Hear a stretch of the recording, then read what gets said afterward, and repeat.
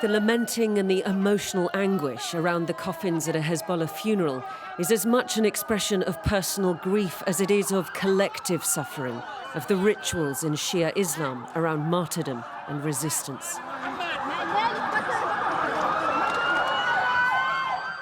We were invited by Hezbollah to film all this, to get their message out, to the power brokers in Beirut and especially to Israel, that they are proud to die in battle and that their fight goes on. The final goodbye for 8 people, some civilians, some fighters, we don't know how many.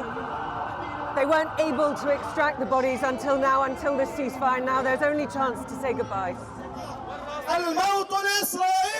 The habitual chants, death to Israel, death to America, around coffins draped in the yellow flag of Hezbollah. Caressed by mothers and widows and sisters, with Boy Scouts standing by, holding the banners of Hezbollah's ultimate sponsors, the last 2 Ayatollahs, and a long line of leaders of Iran's axis of resistance. What do you say to those Lebanese people who are angry that Hezbollah brought this war on Lebanon by launching 6 rockets to avenge the Ayatollah? Those Lebanese who complained that the 6 rockets inconvenienced them were filling the nightclubs and bars in various places and seaside venues and tourist spots across Lebanon. The ones who truly paid the price were the people of the land, who refused to let Israel drive them from their homes with the complicity of the Lebanese state. We headed inland from the coastal road, as far south as you can get before a Lebanese army checkpoint prevents you from entering Israeli-occupied territory. We passed mile after mile of wrecked villages, scarred from heavy shelling and repeated Israeli airstrikes. Hard to tell which war did what to these homes. The last one, which started on October the 8th, 2023, the 15 months of supposed ceasefire in between, or this one, much shorter so far, but devastating.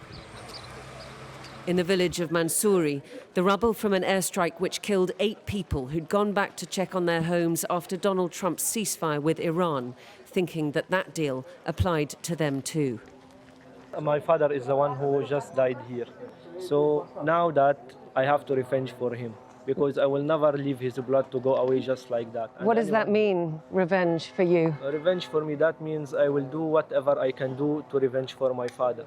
That means fight Israel? Is that what you mean? Yes, sure, and we will never have peace with them. There is this constant buzz of Israeli drones overhead.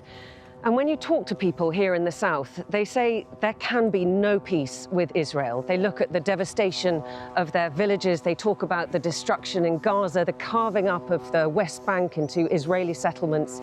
And they say this is not about security for Israel. This is about expanding their territory and settling more and more land. So for the men in Beirut in their suits to negotiate with Israel on behalf of the people who have lost everything, that just doesn't square up for them.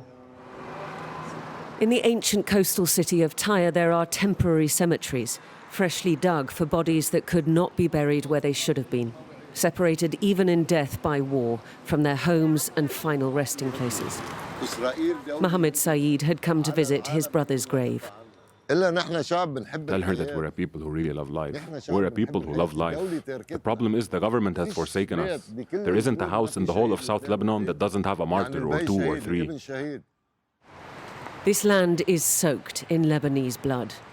Each fallen son or daughter of its soil, fuel for further vengeance. Diana Magnay, Sky News in Tyre, Lebanon.